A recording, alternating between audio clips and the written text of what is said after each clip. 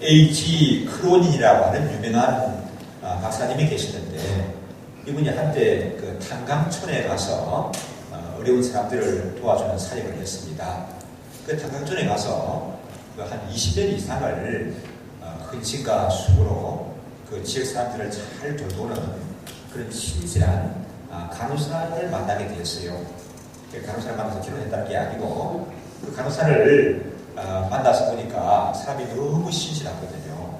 그런데 한 번은 이분이 그 간호사가 받은 봉급을 보고 깜짝 놀랐습니다. 아니, 저 사람은 이 탄광촌에 와서 20년을 일했고 저렇게 성실하게 일하는데 그 일하는 대가에 대한 봉급은 너무 작은 봉급을 받는구나 생각이 돼서 그런 얘기를 했대요. 간호사님은 이렇게 사람들에게 인정을 받고 성실하게 일하는데 봉급이 너무 낮지 않습니까? 왜 봉급 올려달라고 얘기를 안 하세요? 그렇게 얘기하니까 간호사가 빙긋이 웃으면서, 박사님, 저는 이것으로도 충분합니다. 이것으로도 저는 살아가기에 충분하거든요. 감사할 뿐입니다. 그렇게 얘기했습니다. 그러니까 이 크로닌 박사가 간호사님, 그게 아니죠. 간호사님이 하는 일은 중요하고 또 많은 헌신을 하고 있는데, 제가 보기에는 간호사님의 이 수고와 헌신은 하나님께서도 알아주실 거예요. 그러니까 더 받으셔야 됩니다. 더 받을 가치가 있는 일을 하고 계신다고요. 그러니까 한동안 침묵이 흐르더니만은 그 간호사가 진지한 표정을 가지고, 박사님, 하나님께서 저 수고와 헌신을 알아주신다면 저는 그것으로 만족합니다. 더 바랄 것이 없습니다. 그렇게 얘기하더라는 거예요. 하나님이 알아주시면 더 바랄 것이 없습니다. 하나님이 알아주시고 하나님이 알고 계신다면 그것으로 되었습니다. 그런 얘기를 하더라는 거예요.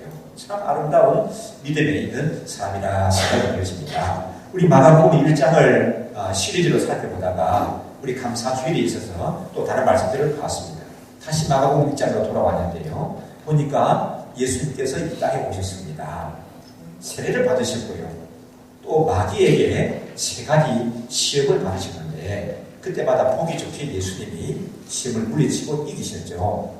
그리고 이제 물고기 잡던 어부들을 불러서 나를 따라오느라 내가 너희를 사람 잡는 어부가 되게 할 것이다. 그렇게 전달을 부르셨습니다.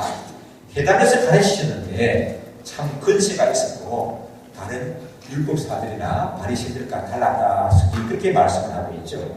귀신을 쫓아내셨어요. 많은 귀신들이 예수 보니까 막 쫓겨나갔어요. 제대로 막 달아났습니다. 또 병든 사람을 많이 치료했습니다. 많은 병자들을 치료했는데 특별히 오늘 말씀에는 그 나병 환자를 치료했다고 하는 것에 대해서 좀 따로 장을 열어서 자세하게 기록하고 있는 것을 볼 수가 있습니다. 이 나병은 첨단 과학이 발달된 또 첨단 의학이 발달된 오늘날에도 참 무서운 병으로 알려져 있습니다. 오랫동안 인류를 괴롭혀왔죠. 또 공포를 갖게 했습니다. 이 나병의 정체가 보면은 반점이 나타난대요. 반점이 생기는데 이마에 생겼다가 이것이 코로 들어오고 또 이것이 얼굴로 나오게 되고 몸 전체로 퍼져나가야 합니다. 근데 이 반점이 생기는데 이 반점이 처음에 감각이 없대요. 통증을 느끼지 못한다는 겁니다. 또 마비 정체도 없다는 거예요. 어릴 때 우리 이 나병 환자들 얘기들 무섭게 막 들었지 않습니까? 애들이 나병 환자는 나병이 들면 꼬집어도 아프지가 않은데 장사사 와서 내가 아프냐? 꼬집어도 안 아프다 하니까 너 이제 곤란할지도 모르다. 아파야 돼. 이게 안 아프냐? 이게 안 아프냐? 이게 안 아파? 그래서 꼬집어 보기도 하고 이렇게 막 그랬던 적이 있는 것 같습니다. 그래서 이 참 큰 공포감을 가지는데 이게 더 심해지게 되면은 눈썹도 빠지고 또 눈썹만 빠집니까? 손끝이 발끝이 떨어져 나가는 거예요. 그리고 얼굴이 이그러지죠. 어떤 그 우리 한국 사람이 참 좋은 시가 있던데 이분이 나병을 아는 사람이 들어갔습니다. 그래가지고 저 멀리 소록도로 내려가면서 그 쓴 시글 같은데 보니까 아주 온여울 해가 더운데 가고 걷다가 너무 지쳐가지고 목이 말라서 정자나무 밑에 앉았다. 발이 너무 불편해서 신발을 벗어보니까 발가락이 하나 떨어져 나갔다. 또 한참 가다가 또 너무 힘들어가지고 또 이제 우물가에 앉아서 좀 물 좀 마시다가 발을 또 풀어보니까 발사기를 풀어보니까 발가락이 또 하나 없어지고 말았다. 하는 뭐 그런 참 비참한 시가 있는 것을 봤습니다. 이 나병이 무서운 것은 또 병 자체의 고통도 있지만 전염이 되는 거예요. 그러니까 사랑하는 사람들의 케어를 받을 수가 없다는 거죠. 그래도 이러면 병에서 의사 선생님도 계십니다만 제일 중요한 것은 병원에 가서 치료받는 것도 중요하지만 사랑하는 사람들의 관심 속에서 간호를 받는다는 것이, 케어를 받는다는 것이 참 중요하죠. 그런데 이 나병은 전염이 된다고 하기 때문에 같이 생활할 수가 없습니다. 사랑하는 사람들과 사랑하는 사람들을 떠나가야 되는 거예요. 어떻게 보면 사랑하는 사람들이 버림을 받는다고 하는 이것이 또 더 큰 아픔이라고 생각이 됩니다. 그리고 더 무서운 것은 이 병은 하나님의 저주를 받은 걸로 알려져 있었습니다. 그래서 이 나병에 걸리게 되면은 성전에 나갈 수가 없어요. 하나님의 저주를 받은 사람이라고 해서. 그러니까 더 큰 고통이 더해지는 거죠. 가중되는 거죠. 육체적으로 힘들고 사람들과의 관계도 힘듭니다. 거기서 그치는 게 아니라 영적인 상실감도 가지는 거죠. 나는 하나님께 버림을 받은 사람이다. 나는 하나님께 저주를 받았다 하는 이 상실감 때문에 고통이 더해질 것이 이 병이라고 생각합니다. 그런데 이 나병에 걸린 사람이 예수님께 나왔습니다. 예수님께 나왔어요. 그리고 무릎을 꿇었습니다. 예수님한테 나와서. 우리 40절 말씀이 자세히 기록하는데 한번 읽어보실까요? 한 문둥병자가 예수께 와서 꿇어 엎드려 간구하여 가되 원하시면 저를 떠들게 하실 수 있나이다. 예, 문둥병이라고 성경에 기록이 되어 있는데 왜 제가 자꾸 나병이라고 얘기하려고 하면은 요즘 새로 번역된 성경에는 이 나병이라고 표시가 돼요. 그 문둥병이라고 표시하는 거는 그들의 인격 침해가 된다고 합니다. 그래서 나병이라고 표시를 하는데요. 그래서 제가 전에 문둥병이라고 설교를 했더니만 어떤 분이 그러더라고요. 목사님, 문둥병이라고 말씀하면 안 됩니다. 나병이라고 하세요. 그러더라고요. 그래서 제가 고쳤습니다. 이 나병 환자가 예수님께 나왔습니다. 그리고 무릎을 꿇었어요. 그리고 엎드려서 예수님께 간청을 하죠. 뭐라고 얘기합니까? 원하시면은 나를 깨끗게 하실 수가 있습니다. 원하시면 나를 고치실 수가 있습니다. 내가 낫게 될 줄 믿습니다. 이런 얘기예요. 누가 원한다는 거예요? 누가 원하시면은? 예수님이 원하시면 내가 낫게 될 줄 믿습니다. 이렇게 얘기하는 거죠. 예수님이 대답하십니다. 내가 원하노니 깨끗함을 받으라. 그래, 내가 원하노니 깨끗함을 받으라. 그래서 어떻게 됐어요? 그래서 어떻게 됐습니까? 그 나병균들이 다 빠져나가고 순식간에 이 사람은 말짱한 사람으로 고침을 받은 것을 봅니다. 이제 저는 배를 하고 하는 영화 너무 감명 깊게 봐서 자주 인용을 하는데 여러분 좋은 거는 자꾸 얘기한다고 이렇게 이해하셔야 돼요. 주다 베르가 모함에 빠져가지고 친구의 배신을 당하고 노예생으로 팔게 가죠. 누이 동생과 어머니는 이렇게 나중에 문둥병에 걸려가지고 이 나병에 걸려가지고 나병 환자들 사는 그 굴속에 가서 산다고요. 이렇게. 나중에 신분이 회복돼가 돌아왔지 않습니까? 통쾌하게 그 원수를 물리치고 복수를 했는데도 보니까 자기 어머니하고 동생은 죽었는 줄 알았는데 알고 보니까 나병에 걸려서 나병 환자들이 사는 그 굴속에 수용되어 있다는 걸 알게 되죠. 그래서 어떻게 합니까? 만찬을 제쳐놓고 그냥 달려가잖아요. 가서 어머니와 동생을 데리고 나옵니다. 데리고 나올 때 이게 얼굴을 싸고 나오니까 사람들이 돌멩이를 던지고 가까이 오지 말라고 막 하죠. 그때 어떤 장면을 만나는가 하면은 골고다의 십자가를 지고 가시는 예수님을 바라보게 됩니다. 그 예수님이 십자가에 달리시면서 다 이루다 하는 순간 어떻게 되던가요? 그 사람들이 갑자기 고침을 받아요. 그 예수님을 만나서 고침을 받은 사람들, 며칠 지나는 사이에 순차적으로 나았다. 그런 것보다는 순식간에 낫게 되고 회복이 되는 그런 역사가 일어나죠. 그래서 제가 오늘 이 말씀 속에 나오는 나병 환자도 예수님이 내가 원하노니 깨끗함을 받으라. 그 말씀하는 순간 깨끗이 병의 기운이 모든 것이 다 살아가시고 피부는 뽀송뽀송하고 보톡스를 맞은 것보다도 더 뽀얗고 예쁜 그런 모습으로 변했다고 생각이 되어집니다. 그리고 예수님께서 깨끗함을 받은 그 사람에게 얘기하는 거예요. 뭐라고 얘기하십니까? 44절 한번 읽어보실까요? 가라사대 삼가 아무에게도 아무 말도 하지 말고 가서 내 몸을 제사장에 보이고 내 깨끗됨을 인하여 모세의 명한 것을 듣고 저희에게 전달하였다. 예, 삼가 아무에게도 아무 사모하지 말아라. 그리고는 곧장 그들이 뭐라고요? 제사장에게로 가서 내가 나았다는 것을 내 몸을 보여주고 이 사람은 깨끗이 나은 사람이구나 하는 그런 판정을 제사장으로부터 받으라 그렇게 말씀했습니다. 그런데 이 남에게서 깨끗하게 나음을 받은 사람은 예수님은 아무에게도 아무 말도 하지 말고 제사장에게로 곧장 가라고 했는데 그냥 있을 수가 없어요. 그냥 있을 수가 없어요. 그래서 온 동네 방네 다니면서 소문을 내었습니다. 소문을 내었습니다. 예수님이 나를 낫게 했다. 말만 내가 이렇게 나왔습니다. 나사렛 예수님이 이렇게 고쳤어요. 예수님을 만났는데 예수님이 깨끗함을 받으라 말씀하는 순간에 내가 이렇게 낫게 되었습니다. 만나는 사람들마다 막 자랑을 하고 다녔습니다. 저는 이 부분에서 참 전에부터 궁금한 것이 있었습니다. 그게 뭐냐면은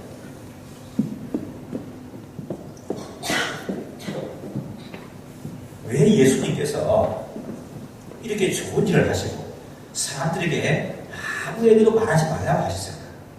그게 참 궁금하더라고요. 여러분 안 궁금하세요 지금? 안 궁금하세요? 참 궁금해요.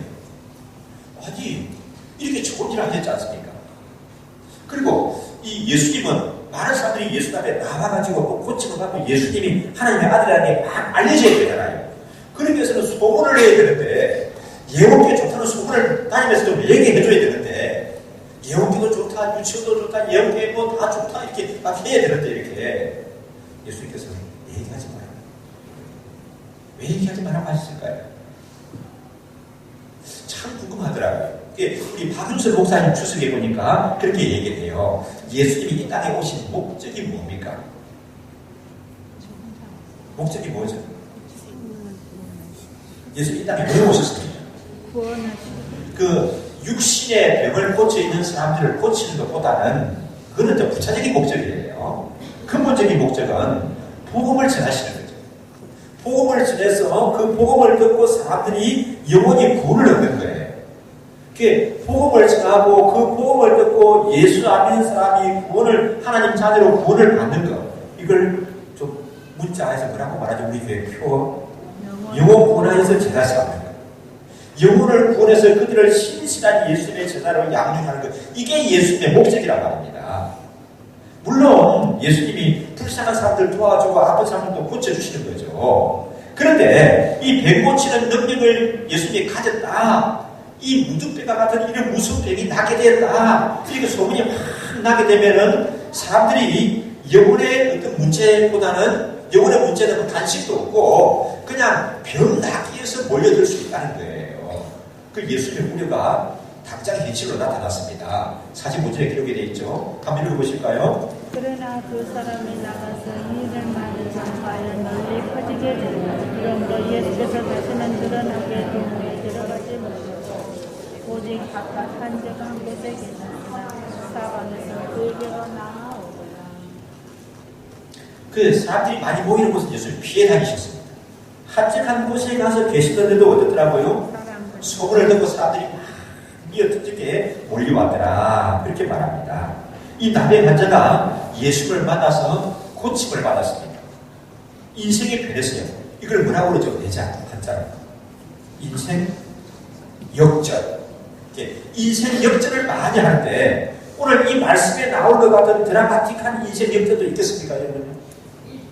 뭐 취직을 했다, 뭐 복권에 당첨이 됐다, 뭐 그래서 인생 역전이다. 사업이 주식을 하는데 대박이 났다, 아파트 땅을 샀는데 뭐 대박이 났다. 누구는 인생 역전을 맞았다. 이게 또 인생 역전인지 모르겠는데 오늘 말씀에 나오는 이 나병 환자로 살다가 이것이 깨끗이 고침을 받은 사람과 같은 이 드라마틱한 인생 역전은 아닐 줄 압니다. 대단한 인생 역전을 맞은 사람이죠. 우리는 이 말씀 속에 나오는 이 사람의 모습을 통해서 우리에게 주시는 귀한 교훈들을 생각할 수가 있습니다. 첫째로 그게 뭐냐 하면은 나병 환자는 자신의 인생 최대 문제를 예수님의 뜻에다가 맡겼습니다. 자기 인생의 가장 큰 문제를 누구에게 맡겼다고요? 예수님의 뜻에 맡겼다는 거예요. 예수님의 뜻에. 그래서 이 사람이 예수님에게 나아가서 뭐라고 얘기를 합니까? 원하시면은 저를 깨끗게 하실 수 있습니다. 그렇게 말했습니다. 주님의 뜻에 합당하시면은 저를 고쳐주옵소서 이렇게 요청하는 거예요. 참 이것이 저는 귀한 믿음의 표현이라고 생각됩니다. 왜냐하면 이 사람에게 이 나병은 어떤 병이에요? 얼마나 무서운 병입니까? 얼마나 지긋지긋한 병이에요. 가족들과도 헤어져 살아야 합니다.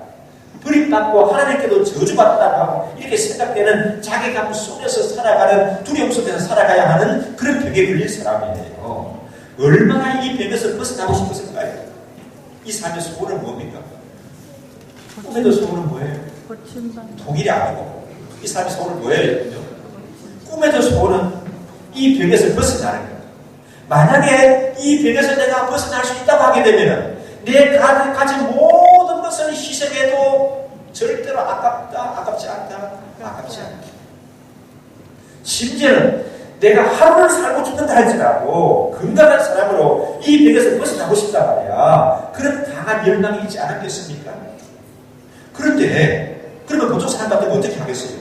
예수를 만나자마자 와, 나사렛 예수님이다. 그럼 어떻게 하겠어요? 달려가서 다짜고짜로 나를 좀 불쌍히 여겨주세요. 나 좀 고쳐주세요. 내 꼴을 좀 보세요. 여기서 좀 낫게 하고 좀 벗어나게 해주십시오. 막 떼를 쓰고 억지를 부릴 수 있지 않겠습니까? 그런데 이 사람이 그렇게 하지 않았다는 거예요. 어떻게 했죠? 말씀을 보니까 주여 원하시면 저를 깨끗게 하실 수 있습니다. 주님 원하시면 저를 깨끗게 하실 수 있습니다. 이 말은 어떻습니까? 병 고침을 받는 것보다도 누군가 원하는 것이 우선이라는 거예요. 예수님이 원하시는 것입니다. 그래서 참 귀한 믿음을 가진 사람입니다. 그렇잖아요, 여러분요. 얼마나 지긋지긋한 상황에 있습니까? 근데 이 사람이 원하는 것이 예수님이 원하시면은 제가 고침 받을 수가 있습니다. 그러니까 자기가 낫는 것보다 누구의 뜻이 우선이라는 거예요. 예수님의 뜻이 우선이라는 거예요.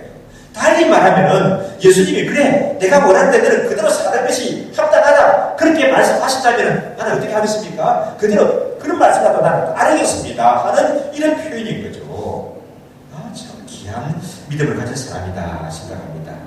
우리가 이 하나님의 뜻을 우선한다는 것이 참 중요해요. 많이 기도하는 것도 중요하지만 하나님의 뜻을 따라 기도하는 것이 더 중요한 것입니다. 그래서 우리 근대에 기도의 할아버지로, 기도의 아버지로 불리는 사람이 있는 거죠. 조지 밀러. 이분은 5만 번의 기도 응답을 받았대요. 5만 번이 어떤 것인가 하면 그냥 이런 거예요. 구체적으로 이 사람은 기도 수첩을 가집니다. 2016년 11월 27일 11시 박간수 현재가 구도사님으로 주요 임기가 기하였으니까 이렇게 맞지 않습니까? 기도 제목을 적은 거예요. 그렇게 기도 제목을 다 적었는데 그렇게 기도 제목을 적은 수첩에 적은 그거에 응답받은 것이 몇 번이라고요? 5만 번이래요. 그 5만 번이면 여러분 하루에 몇 개씩 받는 거죠? 100살을 살았다고 봐요. 100년 동안 받는다고 해도 하루에 몇 개씩이에요? 5만 나누기 100하고 나와요. 100을 하면 안 되나? 100이면 하루니까 그 100 곱하기 365 해가지고 뭐라고 얘기해야 되는 거니까. 그러니까 하루에도 몇십 개씩 되는 거죠, 이렇게. 그런 말의 응답을 받은 사람입니다. 그런데 이 조지 밀러 할아버지의 기도하는 모습을 보게 되면은 항상 기도하기 전에 말씀을 깊이 읽고 묵상을 했다는 거예요. 말씀을 깊이 읽고 묵상하고 나서 꼭 기도에 들어갔다는 거죠. 그게 뭘 말하는가 하게 되면은 내가 뭘 많은 것을 강구하기 전에 하나님의 말씀이 하나님의 뜻이 중요하다는 거예요. 그런 자세로 나아간 것을 볼 수가 있습니다. 우리도 하나님의 뜻을 아는 것이 중요해요. 여러 가지 하나님의 뜻이라고 생각하면서 살아가는데 많은 것을 보게 되면은 내 뜻이고 내 고집이고 내 야망일 수가 있는 것이 상당히 많다는 것을 알게 되죠. 그래서 이전에 우리가 많이 불렀던 복음송에 보게 되면은 주님 것을 내 것이라고 고집하며 살아왔네. 금은 보화 잔들까지 주님 것을 내 것이라. 아버지여 철없는 종을 용서하여 주옵소서. 주님 것을 내 것이라고 고집하며 살아왔네. 금은 보화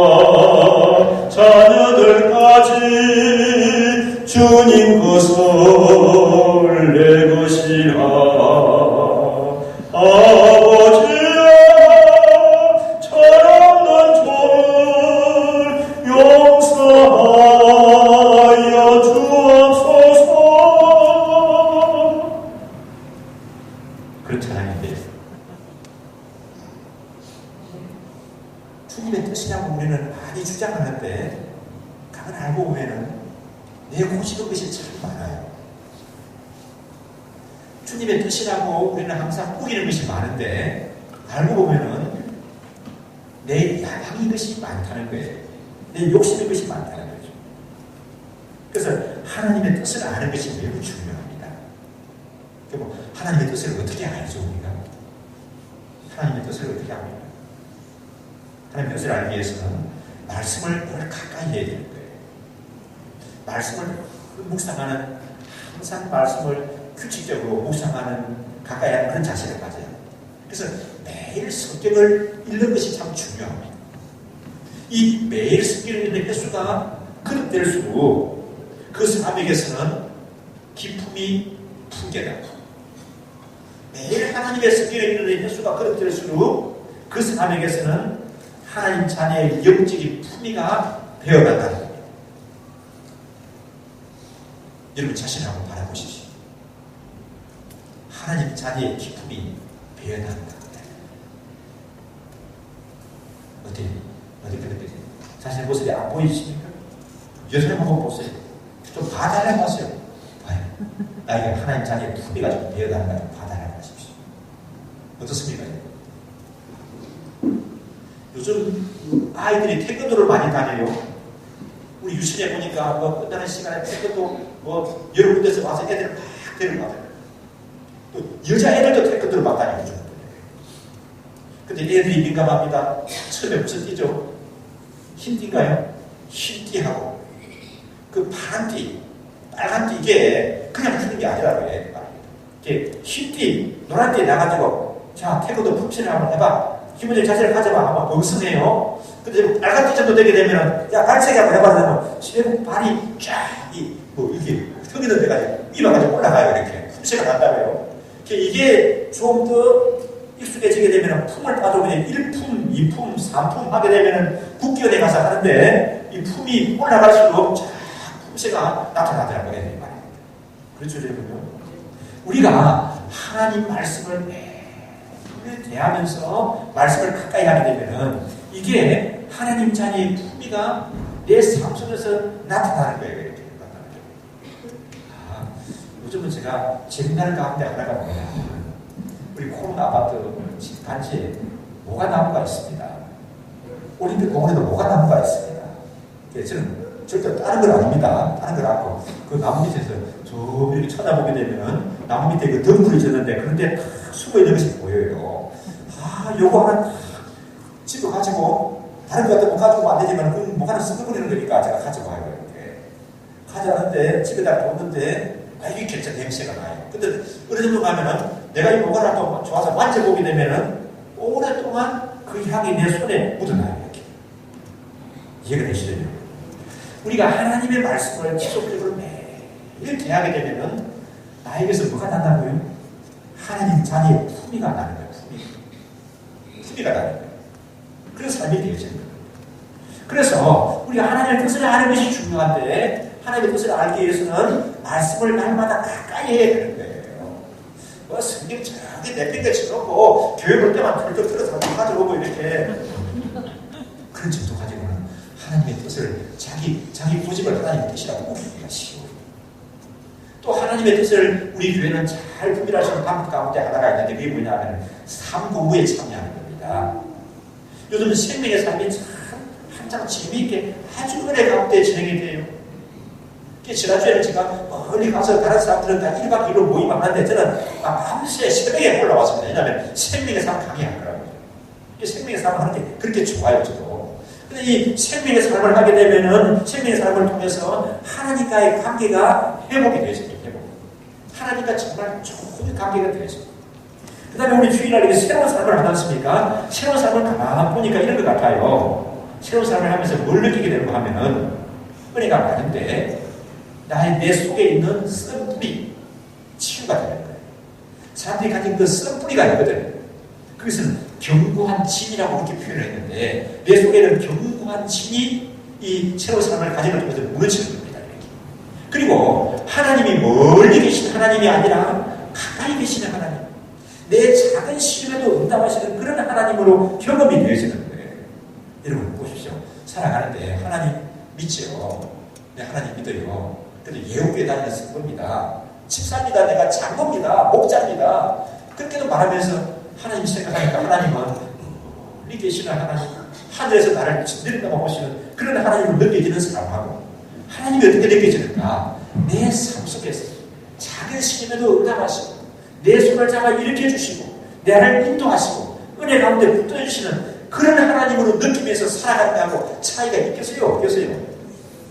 여러분은 어떻게 사십니까? 여러분? 근데 멀리 계시는 하나님이 아니라 내 작은 시임에도 응답하시고 내 마음속의 소원을 미리 아시고 내 앞길을 인도하시고 또 피할 길을 마련해 주시고 앞서가시고 인도하시는 그런 하나님으로 느끼게 한다는 말씀입니다. 그래서 여러분 삼국에 참여하는 것이 참 중요해요. 왜? 하나님의 뜻을 분별하기 위해서. 이 어려운 가운데 있는 사람이 가진 참 아름다운 모습이 뭐냐면 첫째는 뭐라고 했습니까? 아름다운 것이 뭐라고요? 뭐라고 했죠? 자기 인생 최대의 문제보다도 예수님의 뜻을 우선했다는 거예요. 그러니까 두 번째는 어떤 것이 아름다운 모습인가 하면은 예수님의 권능을 믿고 확신해서 예수님의 권능을 믿고 확신하는 거예요. 무서운 나병이라 할지라도 예수님께서 원하시면은 충분히 고칠 수 있다고 하는 것을 믿고 확신하는 거예요. 세상에 그 나병이 나은 적이 없어. 나병 고치다는 얘기 들어봤나? 뭐 그런 얘기가 조금 더 할지라도 이 사람에게는 뭐가 있나 하면 이런 무서운 병이지만 이 세상에서 이렇게 아무도 고치지 못했다 할지라도 예수님이 원하시면은 이 병을 고칠 수 있다. 내가 믿고 나아가는 예수님은 이 병을 고칠 수 있는 분이라는 것을 믿고 확신한 것입니다. 그래서 예수님께 나아가서 꿀을 엎드린 것은 이 예수님이 어떤 분이신가 하는 것을 믿고 확신한 것입니다. 예수님은 하나님의 아들이시고 그래서 전능하신 하나님이시고 나의 구주이심을 믿고 확신한 것입니다. 우리 모두 예수님을 믿으시는데 사랑하는 여러분, 여러분이 믿고 의지하는 예수님은 어떤 분이실까요? 여러분이 믿고 의지하는 예수님은 어떤 분이십니까? 여러분은 예수님을 어떤 분으로 믿고 확신합니까? 어떤 분이시죠? 예수를 믿습니까? 아멘이시죠. 그러면 여러분이 믿는 예수님은 어떤 분이십니까? 어떤 예수님이라고 여러분을 믿고 확신하는 말씀입니다. 찬송가 94장에 보니까 예수님은 누구신가? 우는 자의 위로가 되시고 또 없는 자의 풍성함이 되시고 천한 자의 높음이 되시고 잡힌 자의 노임이 되시고 우리 기쁨이 되신다. 그렇게 말씀했습니다. 이 믿음의 고백이 여러분의 고백이신가요? 또 예수님은 누구신가?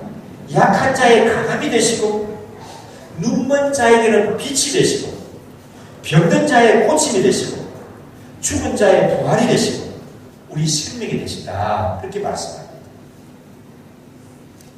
미국에 가면은 텍사스라고 하는 큰 주가 있습니다. 그게 휴스턴이라고 하는 도시가 있는데 그게 조엘 오스틴이라고 하는 목사님이 목회를 하는 큰 교회가 있습니다.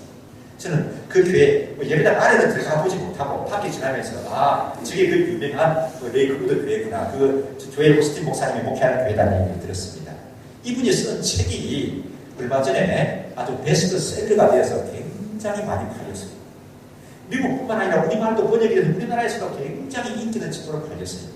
그 책 제목이 뭐냐면은 긍정의 힘이라는 거예요. 이분 책에 보면 이런 얘기가 나와요. 그 아버지도 목사님이에요.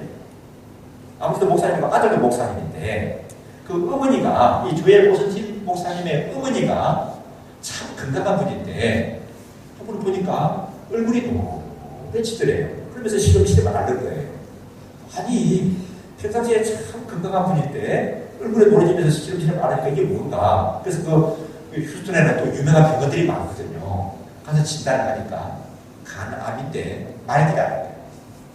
그래서 의사가 얘기하는 걸 목사님 사모님은 이제 몇 개월을 못 삽니다가 아니라 몇 주를 살지 못합니다. 이 말입니다. 이제는 준비하세요. 뭐 병원에서 어떻게 할 방법이 없습니다. 이제 너무 늦었습니다. 그러더라는 거예요. 이 얘기를 듣고 그 조엘 오스틴 목사님의 어머니고 그 아버지 목사님의 사모님이죠. 이분이 아니야, 나는 이대로 죽을 수가 없어. 내 남편 목회를 조금 더 나는 내줘야 되고 우리 자녀들 위해서 나는 조금 더 기도할 사명이 있어. 나는 이대로 죽을 수가 없어. 그러면서 모든 의심과 불안을 물리치고 건강해지기로 선언하고 다짐을 했다는 겁니다. 그래서 마음속에 있는 원망과 불평을 다 드러내기로 작정을 하고 이제 평소에 뭐 목사님 어머니를 할지라도 뭐 맺힌 것이 없겠습니까? 있겠어요? 없겠어요? 별로 없겠죠, 그죠? 그러니까 뭐 조그맣게 있는 거 아니라도 다 찾아다니면서 자, 당신하고 나하고 맺힌 것이 있는데 내가 용서하느라 내가 잘못했다. 다 용서를 구하고 또 용서해주고 다 맺힌 것을 다 풀었다는 겁니다.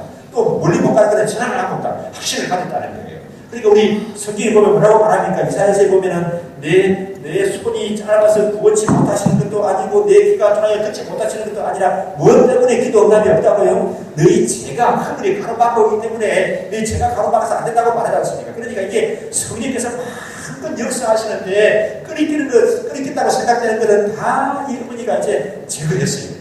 그러지 않겠어요? 이제 어차피 뭐 맥주 못 산다고 하는데 뭐가 그렇게 있겠습니까? 그래서 이제 다 기도하고 찾아가서 얘기하고 용서하고 다 그렇게 했대요.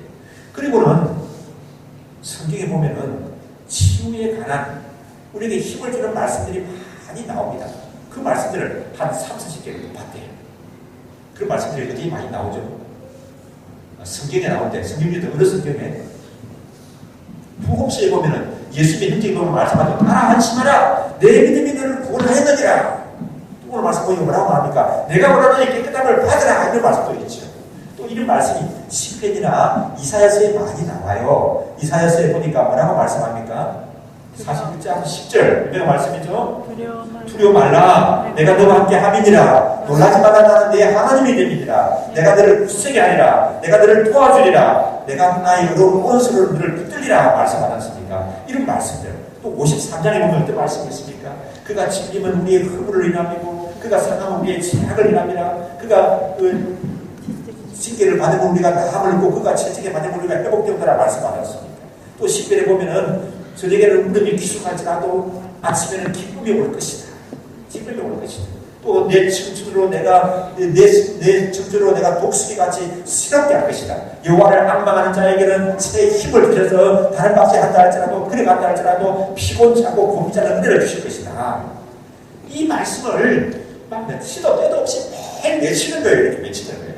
외치다 보니까 어떻게 될까요? 감속이 되는 거죠. 이렇게 아들 목사님이 보니까 우리 어머니는 완전 뭐다? 걸어다니는 성격이다. 우리 어머니는 걸어다니는 성격. 왜냐하면 이 말씀을 입에 달고 사니까 이렇게. 그런데 그렇게 하니까 놀라운 일이 일어나더래요. 점점 어머니가 식욕을 찾더니만은 얼굴빛이 회복이 되더라는 거예요. 그래서 건강하게 완치가 되어가지고 오랫동안 사셨다고 하는 그런 기록이 있습니다. 여러분, 우리 예수님은 어떤 분이신가요? 이 나병 환자가 예수님께 나와서 예수님이 원하시면 내가 깨끗하게 치료받을 줄 믿습니다 하고 나아갈 때 이 사람은 예수님은 어떤 예수님으로 믿고 확신했습니까? 전능하시는 하나님, 치유하시는 하나님으로 믿고 나아갔습니다. 여러분이 믿고 의지하는 하나님, 여러분이 믿고 의지하는 예수님, 내 인생을 치유하시는 예수님이라고 믿고 확신하십니까? 내 연약함을 고치는 분이라고 믿고 확신하십니까? 내 인생을 얼마든지 이 남의 환자가 나는 것보다도 더 큰 인생 역전을 가지고 오게 하시는 분이라는 것을 믿고 확신하십니까, 여러분요?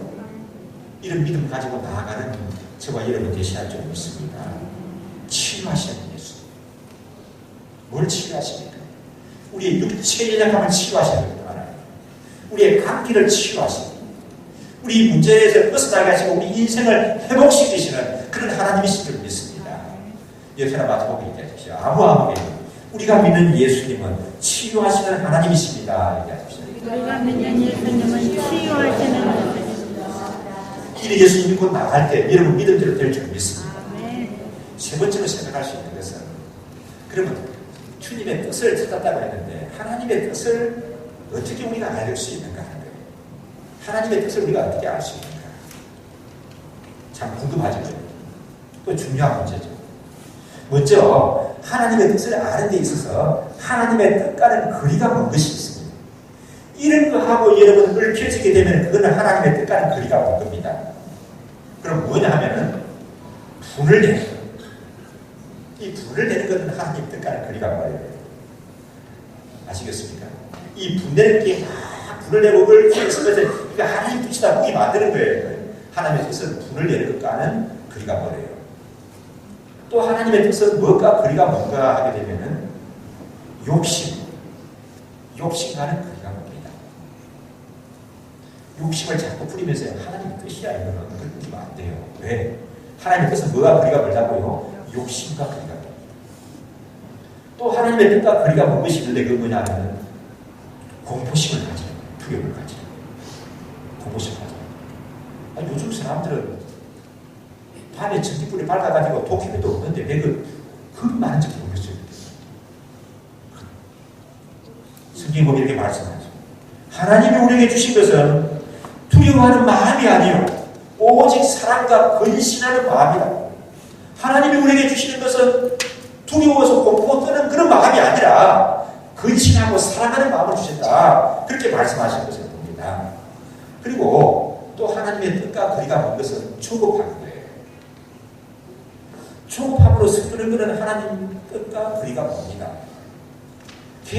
자기 욕심이 있어가지고 자기가 막 급하게 서두르면서 하나님 뜻이라고 우기고 사람들을 몰아가면 안 되는 거예요. 어떤 사람들은 그렇게 막 우기면서 다른 사람에게 막 상처를 주는 사람도 있어요. 하나님 뜻이라고 우기면서. 조급한 거는 하나님 뜻하고 거리가 멉니다. 자, 하나님 뜻하고 거리가 먼 거 한번 헤아려 볼까요? 뭐라고요? 분을 내는 거. 그 다음에 욕심. 또 뭐라고요? 두려움. 공포하면 되는 거. 그 다음에 조급한 이런 것들을 하나님 뜻하고 거리가 멉니다. 하나님의 뜻을 어떤 것인가요? 디모데서에 보니까 모든 사람이 구원을 얻으며 진리를 아는 데 이르기를 원하시는 모든 사람이 구원을 얻으며 진리를 아는 데 이르기를 원하신다고 했습니다. 그래서 사람들을 영혼 구원하는 데 힘쓰는 그런 일들이 하나님의 뜻인 거죠. 이렇게. 그리고 우리가 하나님의 뜻을 알면 어떻게 해야 되는가? 어떤 사람들은 공중에서 하나님의 음성을 들어야 돼요. 그리고 하나님 음성 들어보셨습니까? 하나님 음성 들어보셨어요? 공중에서 나는 하나님 음성을 들어보셨어요? 어떤 사람은 하나님의 뜻을 알기 위해서는 어떻게 합니까? 꿈을 통해서 무언가를 계시를 발휘한다고 하는 사람이 있어요. 꿈을 통해서. 또 어떤 사람은 뭐라고 말하는가 하면은 집에 뽑기를 해야 된다는 거예요. 집에 뽑기 할 시간이 없으면 집이라도 뺏어서 보고 이거구나 하고 방향을 찾아야 된다는 거예요. 그런데 여러분 이게 맞아요? 이렇게 주장하는 사람들의 약간 일리는 있어요. 왜 그런 거 하게 되면 성경이 기록되기 전에는 이 성경이 완성되기 전에는 하나님이 음성을 통해서 하나님의 뜻을 깨우쳐 주기도 하실 거예요. 또 그 다음에 어떻게 하셨습니까? 꿈을 통해서 계시해 주시고 또 제비뽑기를 통해서 하나님의 뜻인 것을 분별하게 해주셨습니다. 그래서 우리 보면은 이제 그 요셉 같은 사람 보게 되면 어떻습니까? 꿈 잘 꿨잖아요. 그래서 요셉 꿈이 맞았습니까? 틀렸습니까? 맞았습니다. 앞으로 될 일을 하나님은 요셉에게 꿈을 통해서 보여주신 거예요. 그리고 요셉이 또 이렇게 가서 그 절대적인 권력을 가지게 되고 그 시대를 구원하지 않습니까? 그 시대를 구원해요. 그 시대 사람들이 요셉 때문에 굶어 죽는 사람이 없었어요. 큰 흉년이 들었는데 7년이라 말입니다. 그래서 이 요셉은 그런 면에서 예수님의 모형이다. 그렇게도 말하는데 그 요셉이 그 절대 권력을 가지는 총리로 변격하는 것이 무엇 때문에 되었어요? 그 바로 임금이 꿈을 통해서 되신 거 아닙니까? 그 다음에 또 쭉 그 뒤에 가서 보면 선지서에 나오는 또 꿈과 관계된 선지자 누가 있습니까? 다니엘. 느부갓네살 임금이 꿈을 풀어주잖아요. 그러니까 이 하나님의 뜻을 이루는 자리에 다니엘이 올라가는 것을 볼 수가 있습니다. 그때 꿈으로도 하나님이 역사하셨습니다. 그리고 제비뽑기도 나옵니다. 어디에 나오죠? 요나스에 보니까 하나님이 요나에게 요나야 너는 니네로 가서 그 니네 성 사람들이 회개하라고 외치라 그랬습니다. 니네 성이 나와서 지금 원고도 없는 얘기를 하게 되는데 제가 어제부터 목사님이 카톡을 받았는데 목사님 우리나라는 지금 니네성까지 회개할 때입니다. 니네성이 멸망이 임박했는데 요나 선지자 얘기를 듣고 회개하게 되니까 하나님이 그 성을 용서해 줬어요. 살려줬습니다. 그 악한 성이었는데. 우리도 지금 이렇게 회개할 때입니다.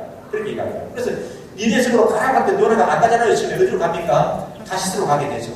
그래서 이제 다시스 가가지고 에라 모르겠다 하고 배 가장 깊은 데 내려가가지고 깊이 잠들어 있으니까 배가 큰 분당이 일어났죠. 그래서 사람들이 이거는 틀림없이 하나님께 죄를 짓고 온 사람이 이 배에 타고 있다. 그래서 우리가 다 죽을 일에 빠졌다. 그 사람이 누군가 밝히자. 어떻게 밝힐까? 그래서 뭘 합니까? 제비 뽑기를 했는데 누가 뽑혔다고요? 요나가 뽑혀서 제대로 뽑힌 겁니까? 제대로 뽑힌 거죠. 그 다음에 사도행전에도 보게 되면은 예수님의 12제자 가운데 예수님을 팔아먹고 죽은 사람이 있어요. 누구죠? 가룟유다입니다. 그래서 12제자 티오가 하나 비었어요. 그 티오를 채우는데 누구를 뽑죠? 마띠아를 뽑았습니다. 마띠아를 어떻게 뽑았다고요? 제비 뽑기를 하니까 마띠아가 뽑혔더라. 그렇게 말했습니다. 바라 성경에도 꿈을 통해서 역사하셨고 제비 뽑기를 하지 않았느냐? 오늘날도 우리는 제비 뽑기를 해서 장로님을 뽑죠. 맞아요. 제비 뽑기를 해서 우리 예복교의 중요한 내년의 표를 정하고 결정을 하자. 그렇게 할 수도 있는데 성경이 그때는 왜 그랬다고요? 성경의 기록이 완성이 안 됐어요. 그러니까 하나님이 직접 그런 방법을 통해서 역사하셨거든요. 그런데 이제 이 성경의 계시가 다 완성된 이 시대에는 하나님이 우리에게 뭘 통해서 알게 하십니까? 성경을 통해서 알게 하십니다. 그러면 여러분, 요나가 살던 시대, 제비 뽑기 하는 시대하고 지금 성경이 완성된 시대하고 사는 걸 누가 이기해요? 그렇게 정말 확신하십니까? 우리가 훨씬 이기해요. 왜? 하나님의 많은 것들이, 하나님의 모든 것들이 다 이 성경을 통해서 우리를, 기록을 우리에게 주신 거거든요. 그래서 우리는 훨씬 하나님 뜻이 풍성한 그런 시대에 살아가고 있습니다. 다윗이 살던 시대보다도 하나님의 뜻을 분별하기가 훨씬 더 쉬운 시대에 우리는 살아간다는 말이에요. 성경이 기록이 되었죠. 성령 하나님이 우리 속에서 역사하시기 때문에 그렇습니다. 그러면 정리하면은 하나님의 뜻은 어떤 것인가 하면 이런 거예요. 하나님은 첫째로 나를 사랑하십니다. 하나님은 나를 사랑하세요. 이게 하나님의 뜻이에요. 또 그 다음에 어떤 것이 하나님의 뜻입니까? 하나님은 반드시 믿음의 기도를 들어주십니다. 아멘이신가요? 믿음의 기도를 하나님 반드시 들어주셔요. 우리 박윤선 목사님 아들이 쓴 아드님이 쓴 책을 내가 아버지 대제서를 보고 있는데 그거 보니까 이렇게 기도해라. 기도는 죽어서도 이루어진다. 그 아버지가 그렇게 말씀을 했대요. 근데 박윤선 목사님 자식들이 여러 명 있는데 큰아들하고 또 어떤 아들하고 아버지가 신학교 교수인데 밤에 술 먹고 아버지 집에 쳐 들어오는데 그 어떤 심정이겠어요? 아니 아버지가 목사들을 가르치고 신학교들을 가르치는 교수고 그 대학교 원장님인데 아들이 술 먹고 아버지 집에 쳐 들어와가지고 소리 지르고 술 주름을 부렸다니까 이게 무슨 주들? 그래서 신학생들이 나와가지고 그 아들을 막 기둥에다 놓고가지고 밤을 새기도 하고 그랬대요. 근데 그 간호사 목사 하시는 말씀이 기도는 내가 죽고 나서도 반드시 이루어진다. 이 세상에서 내가 살아서 이루어지지 않으면 죽고 나서 이루어진다는 거예요. 그때 그 아드님이 얘기합니다. 그 아버지 기도가 다 이루어진다. 그 형님들이 다 얘기하고 나중에 예수 잘 믿고 하나님을 가게 된다. 그런 얘기하거든요. 그래서 믿음의 기도를 들어주시는 것이 뭐라고요? 하나님의 뜻이에요. 또 하나님의 뜻은 어떤 뜻인가 하면은 내가 행복하게 사는 것이 하나님의 뜻입니다. 내가 구차하게 사는데 나는 이 모양 이렇게 사는 것이 하나님의 뜻인지 모른다. 여러분, 부모가 자식이 구차하게 사는 것을 기뻐하는 부모가 어디에 있겠습니까? 예수님의 피로 감추고 사시는 하나님의 자녀들입니다. 우리가 행복하기를 하나님을 원하십니다. 그리고 우리가 삶 속에서 하나님 자녀의 건설을 누리기를 원하십니다. 하나님 자녀답게 살기를 원하시는 것이 하나님의 뜻인 줄 믿습니다. 제가 어제는 자녀한테 시험을 들어줬어요. 저는 하나님의 뜻을 잘못 생각해가지고 내가 이런 생각도 정말 고민을 했습니다. 그래가지고 목사님한테 물어보니까 목사님이 참 명쾌한 대답을 하셨어요. 뭐라고 말씀하는가 하면 김 선생, 하나님은 김 선생이 공부하기를 원하시지. 그래서 제가 더 공부하게 됐어요. 그런 거예요. 하나님은 우리가 하나님 자녀답게 살기를 원하십니다. 하나님 자녀의 권세를 누리기를 원하신다. 그리고 하나님의 뜻을 어떤 것인가 하면은 모든 사람이 구분에 이르기를 원하시는 것이 하나님의 뜻입니다. 저 사람에게는 복음 전하기가 어려운데 내 사람이 까칠한지 모르겠어. 저 사람은 그냥 내버려 두는 것이 하나님의 뜻이다. 그렇게 생각하면 안 된다는 거예요. 하나님의 뜻을 어떤 거라고요? 모든 사람이 구분에 이르기를 원하십니다. 그것이 하나님의 뜻입니다. 오늘 말씀에 보면은 육체의 큰 고통 가운데 있었습니다. 모든 관계가 단절이 되었습니다. 가장 사랑하는 사람으로부터 뿌리받고 살았습니다. 거기다가 하나님께 저주받았다고 하는 큰 영적인 상실감도 가지고 살아가는 그런 불쌍한 사람이었습니다. 이 사람이 예수님을 만났어요. 예수님께 자기 문제를 내어놨습니다. 그리고 고침을 받고 나감을 얻고 인생 역전을 가졌습니다. 그 인생이 얼마나 멋있게 변화되었을까요? 사랑하는 여러분, 예수님을 만나시고 예수의 뜻을 구별하시고 내 인생 주인으로 내 구주로 모시고 살면서 하나님 자리의 근세를 풍성히 누리는 그런 습들을 되셔야 줄 믿습니다. 우리 마음을 모아서 한번 확신을 가지고 기도하기를 원합니다. 내가 하나님의 뜻을 우선하게 하여 주옵소서. 내 뜻을 하나님의 뜻이라고 고집하지 않게 하시고 하나님의 뜻을 분별할 줄 알고 날마다 하나님의 뜻이 무엇인가를 묵상하게 하시고 그 하나님의 뜻에 날마다 순종하며 나아가게 하여 주옵소서. 하나님 아버지, 내가 믿고 의지하는 하나님, 내가 기도하는 우리 하나님은 권능의 하나님이고 치유하시는 하나님이고 부욕케 하시는 하나님이고 문제를 해결하시는 하나님임을 내가 믿고 나아가게 하여 주옵소서. 나의 큰 문제는 할지라도 하나님께는 작은 힘을 내가 믿고 나아가게 하여 주옵소서. 함께 우리 합심해서 기도합니다.